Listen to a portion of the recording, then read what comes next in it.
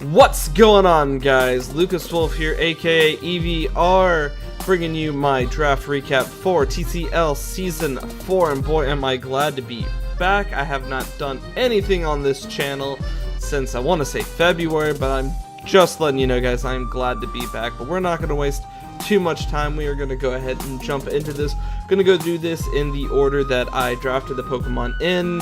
That way, as we progress through the draft itself, we will have an idea of kind of my train of thought when I was picking these Pokemon themselves. We're going to start this off right off the bat with none other than Mew. Mew is just a very versatile, it just does too much stuff for me not to pick it up. It's something I'm familiar with, something I know I can build a win condition around. It does get access to just too much coverage. It can form as a wall, it can form as a special attacker, it can give it choice specs or a scarf or whatever I want it to do, and it just does it. It fills so many little niches that I wouldn't have to draft, this, and this. Mew can, do 80% of what they can. Why not just pick it up? We're going to move on to the next Pokemon, which is Toxapex, a Pokemon I was looking forward to using in a draft league that I was going to participate in last year. That league just kind of fell apart before anything really happened, unfortunately. It is a wall upon a wall upon a wall with Regenerator. It's just ridiculously bulky. It does have a ground weakness, it does have that electric and psychic weakness as well, but other coverage options are available to kind of supplement that weakness that it has. It also gets access to Scald, Toxic. I can, the only thing it doesn't really do is put things to sleep or paralyze them, but I want to burn with a wall. You want to burn them, or, poison, so that's what we're going to do. Moving on, we're going to move on to Salamence, Pokemon that I have definitely used before. Can't say enough good things about it. This Pokemon has been able to set up in the past for me.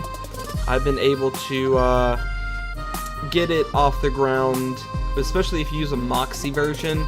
It can just get up off the ground, throw up a Dragon Dance, knock out a weak Pokemon, and you can just sweep from there. It's got, great typing, it's got mixed move pool, and just a decent coverage for a good fight. Moving on, we move on to none other than the Sky Valley Sylveons mascot, Sylveon herself. Mara is returning to the team.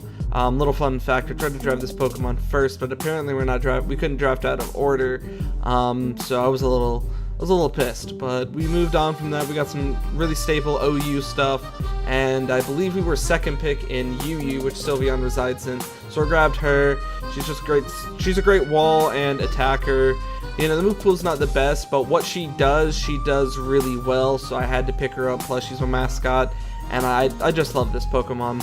Moving on down into our second pick for UU, we have Circuitry. Honestly, I haven't used this Pokemon at all, not even in-game. It wasn't until last week or 2 weeks ago, something like that, week and a half, something like that, that I even caught one in-game. I'm really looking forward to using it. Its 171 base special attack stat is just ridiculous, and with some of the with Salamence or one of my other picks later, we'll be able to, provided the proper support with a Tailwind, that would be able to, something like that, be able to get up and off the ground. Moving on to our next pick, we have Rookodile. Saracen is returning to the team once more.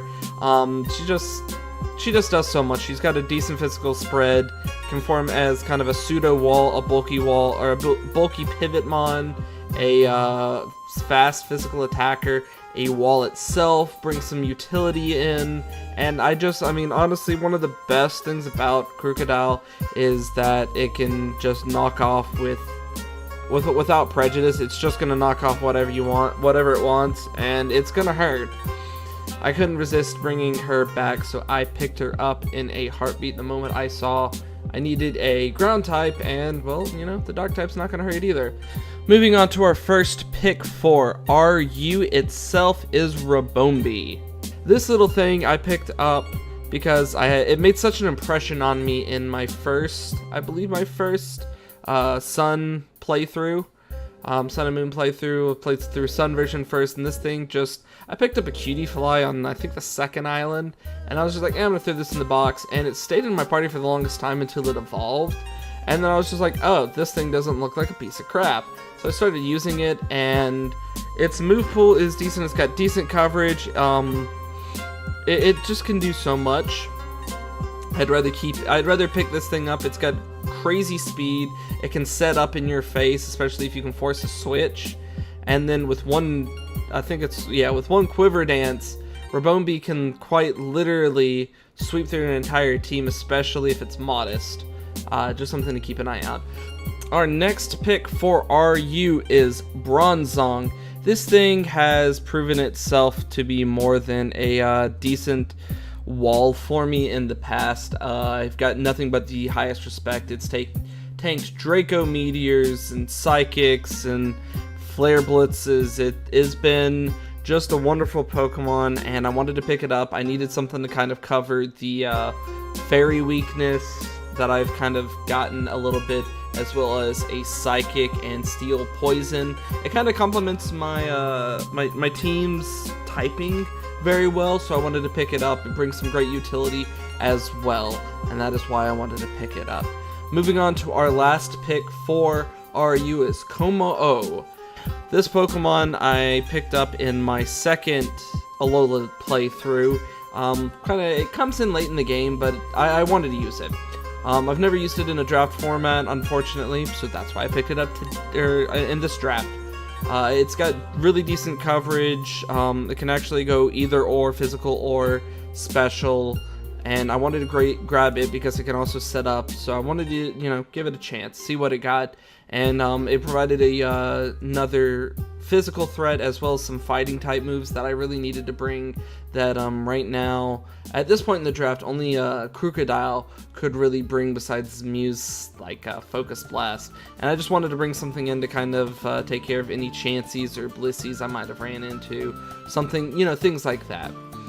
Moving on into NU, our little favorite trickster Pokemon, Whimsicott, makes its debut. I've never used Whimsicott in competitive, I think. I'm not sure.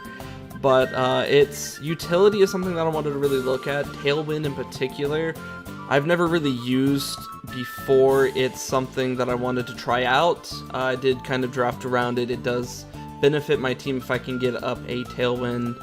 Just something that I really wanted to try out, plus it's all-around utility I just couldn't ignore. Our second Pokemon for NU is going to be Magmortar. I don't really have much to say about this. I've used Electivire in the past before. I've never really gotten a hold of Magmortar. Someone's always taken it for me, or I picked up something like an Arcanine in an earlier round. Magmortar is just a immensely strong fire type with decent coverage. Wanted to pick it up. It would help round up my team, give me a little more oomph on the special side, and fill out that little coverage that I was missing from anything that wasn't named Mew. Our last Pokemon is going to be Alolan Sandslash.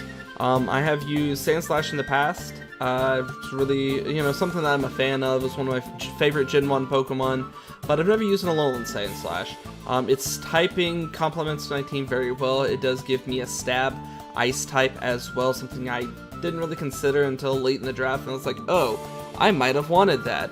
And I was perusing, what was left in NU. Lo and behold, I needed some hazard removal. I needed, another steel type. Oh look, there's an ice type as well, an Alolan Sandslash, and its physical, stats is something I just couldn't ignore, which is why I chose it as my final Pokemon in the TCL Season 4 draft. That's going to be it for the draft recap for TCL Season 4. Leave any comments you have down below. If you're hyped as me, leave another comment down below. Give this video a thumbs up if you wouldn't mind. If you don't want to, that's okay too. And if you want to see my point of view from the TCL Season 4, hit that subscribe button. I'm also going to be bringing you some top 5 soon, and maybe a little theory video. I don't know. We'll see what the future holds. Just glad to be back, guys. I'll see you next time.